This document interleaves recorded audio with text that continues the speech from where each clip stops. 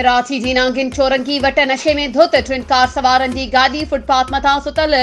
बाड़ी बिरादरी के भाॼी विकिरो कंदड़ हिक ई घर जे 6 भातियुनि मथां चढ़ी वई हुई, जंहिंजे नतीजे में 2 सगा भाइर अशोक ऐं शेरी मौके ते ई फोत थी विया हुआ,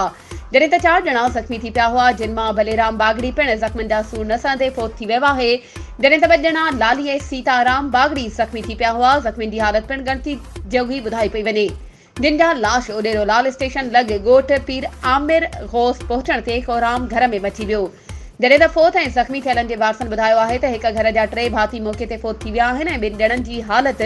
इंतिहाई ख़राब आहे। हुन चयो त हू अक़लियती आहिनि, पर हिन महल ताईं न ई सिंध हुकूमत ऐं न ई वरी अक़लियती मेंबरनि संदन वाहर कई आहे। हुननि मुतालबो कयो त फौरी तौर ते कातिलनि खे गिरफ़्तार करे साणनि इंसाफ़ कयो वञे। वधीक ख़बरूं ऐं अपडेट्स जे लाइ असांजे चैनल खे सब्सक्राइब कयो ऐं हा, बेल आइकन खे प्रेस करण न विसारजो त जीअं असांजी हर नई अचण वारी वीडियो तव्हां ताईं पहुची